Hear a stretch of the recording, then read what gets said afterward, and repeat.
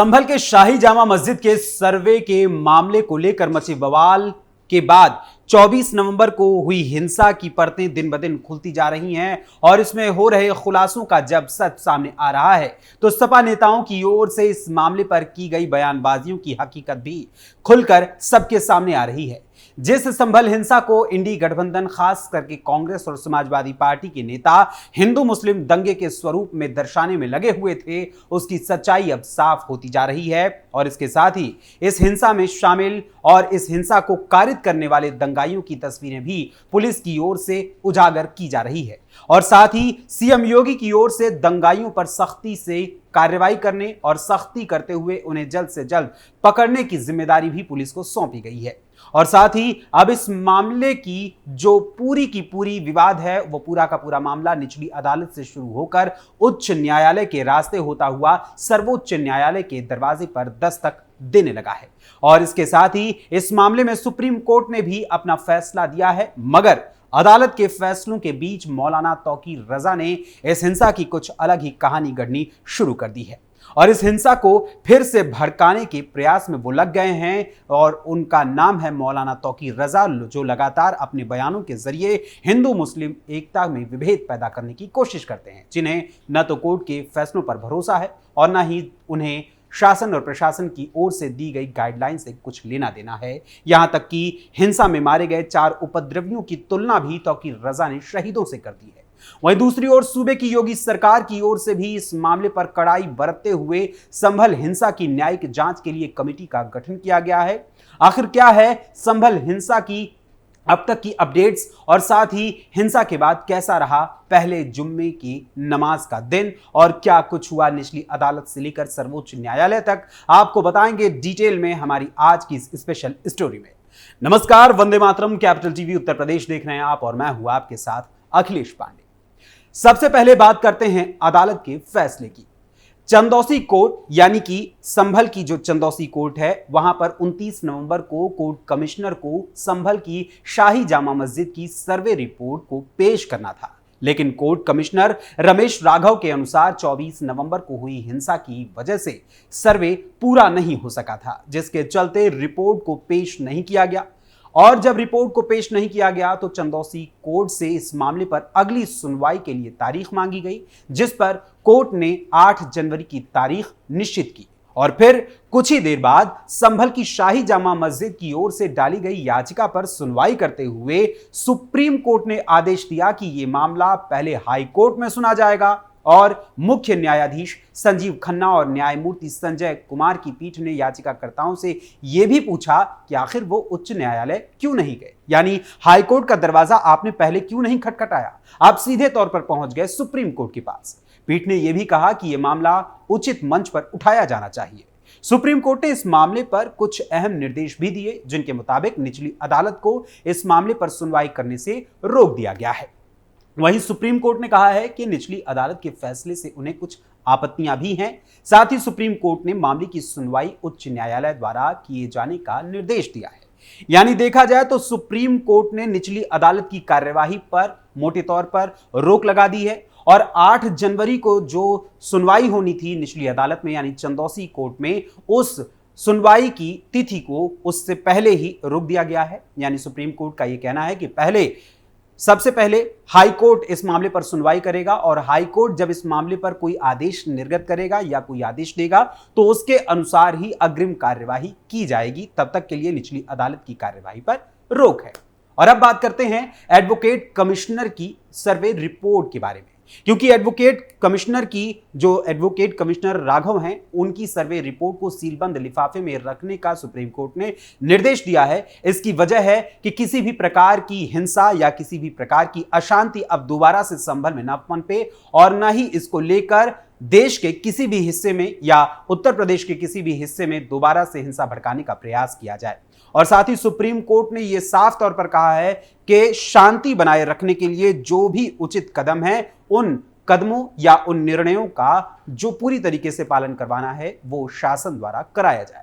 वहीं supreme court में अगली सुनवाई की तिथि भी निर्धारित की गई है और अगली तिथि है 6 जनवरी और 6 जनवरी को अगली सुनवाई की जाएगी संभल की इस पूरे मामले में। वहीं संभल में हुई हिंसा को लेकर योगी सरकार की ओर से 3 सदस्यीय न्यायिक आयोग का गठन किया गया है। यह 3 सदस्यीय न्यायिक आयोग जो गठित किया गया है वो 2 महीने के भीतर यानी 2 महीने का समय उसे दिया गया है और इन्हीं 2 महीनों के भीतर उसे अपनी रिपोर्ट पेश करनी है शासन के सामने। और साथ ही इस पूरे मामले को लेकर सपा सांसद रामगोपाल यादव ने एक बयान भी दिया है कि जब योगी सरकार की ओर से यूपी सरकार की ओर से 3 सदस्यीय न्यायिक जांच कमेटी बनाई गई है तो इस जांच कमेटी की रिपोर्ट तभी निष्पक्ष आएगी या निष्पक्ष रूप से वो जांच कर पाएगी जब 3 अधिकारियों संभल के डीएम, संभल के एसपी और संभल के सीईओ को उस स्थान से यानी कि उनके वर्तमान पोस्टिंग से हटाकर कहीं और पोस्ट कर दिया जाएगा। उनकी मौजूदगी में रामगोपाल यादव के अनुसार यह रिपोर्ट स्पष्ट नहीं आएगी, निष्पक्ष नहीं आएगी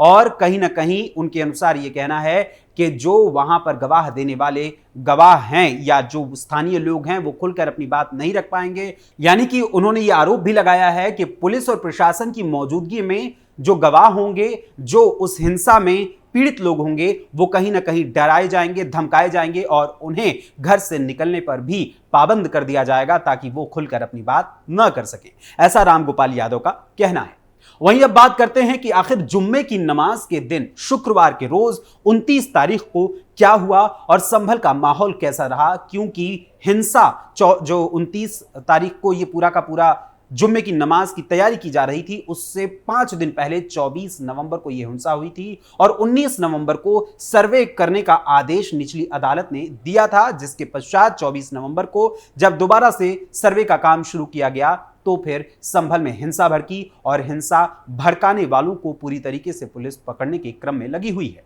वहीं जुम्मे की नमाज की अगर हम बात करें तो 29 तारीख को जो जुम्मे की नमाज अदा की गई वो हिंसा के बाद पहली जुम्मे की नमाज थी और इस दौरान यहां से यह निवेदन किया गया था कि ज्यादातर लोग अपने घरों में नमाज अदा करें जुम्मे की और मस्जिद आने की जरूरत नहीं है। लेकिन इसके बावजूद भी काफी लोग मस्जिद में नमाज अदा करने के लिए आए। लेकिन इस परिस्थिति को देखते हुए पूरी तरीके से शासन और प्रशासन की ओर से पुख्ता इंतजाम किए गए थे कि किसी भी प्रकार की यहां पर असुरक्षा उत्पन्न ना हो, किसी भी प्रकार की स्थिति बिगड़ने के हालात पैदा ना हो। तो इसलिए पीएससी की 15 कंपनियों, आरएएफ की 2 कंपनियों और 10 जिलों की पुलिस को यहां पर तैनात किया गया था सुरक्षा के मद्देनजर और साथ ही 70 मजिस्ट्रेटों की तैनाती भी की गई थी जो पूरी व्यवस्था को सुचारू रूप से संभालने का काम कर रहे थे। वहीं इसके अलावा पुलिस प्रशासन के साथ साथ त्रिस्तरीय सुरक्षा व्यवस्था को भी यहां पर तैनात किया गया था, जिसमें पैदल गश्त करते हुए इलाके में भ्रमण करते हुए पुलिस अधिकारी लगातार चप्पे चप्पे पर नजर बनाए हुए थे।